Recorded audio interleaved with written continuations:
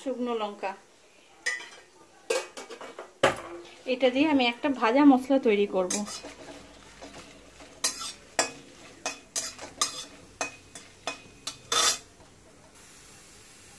এই শুকনো লঙ্কা, গোটা জিরে সব দিয়ে একটা ভাজা মশলা তৈরি করব।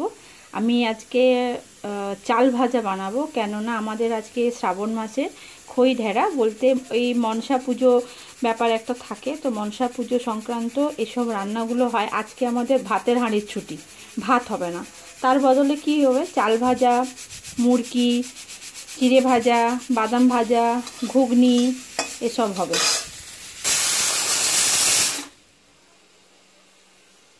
এই যে গোটা জিরে দিলাম,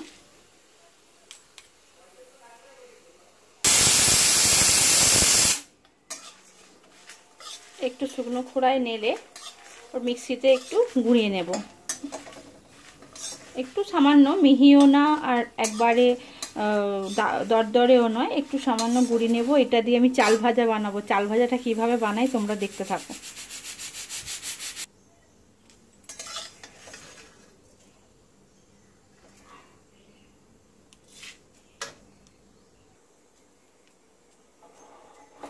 এটা হলো চাল ভাজার শুকনো মশলা। এরপরে চাল ভাজার মধ্যে কি কি দিচ্ছি সেটা একটু দেখে নাও। প্রথমে একটু সর্ষের তেল দেব, তাতে আমি না লাল বাদামটা ভালোভাবে ভেজে নেব।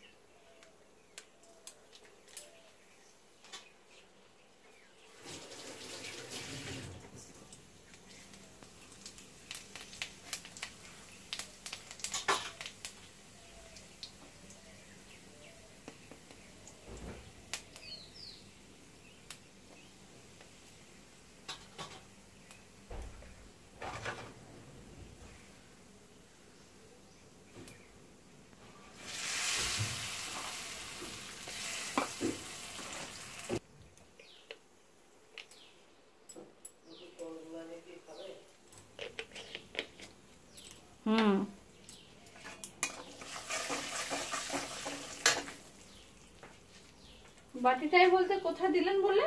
ও আচ্ছা, ঠিক আছে।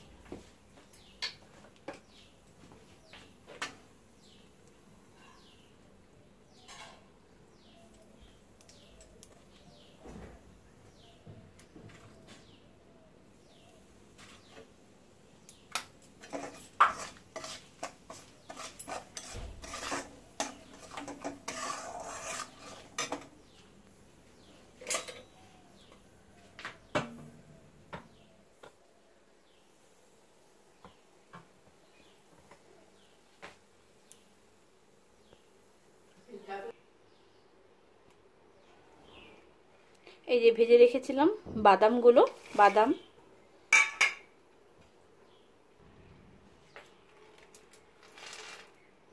ছোলা ভেজে রাখা, এটা আমি বাজার থেকেই নিয়ে এসেছি, শুকনো খোলায় ভাজা।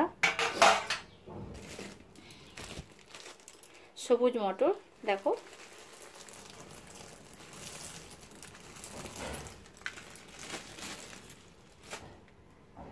আর ওই ভেজে রাখা যে মশলাটা কড়াইতে আমি রেডি করলাম সেইটা, এইটা যেটা তোমাদেরকে আগেই দেখালাম। দিয়ে একটু নিয়ে নেবে মুড়ি,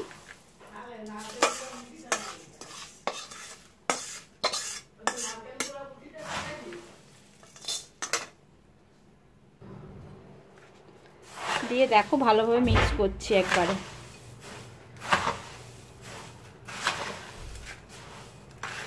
তোমাদের যদি মনে হয় আর একটু তেল দেবে তাহলে তেল দিতে পারো। এটা খুব সুন্দর হয় সন্ধ্যাবেলা খেতে, পেঁয়াজ কুচি, একটু নারকেল সব দিয়ে।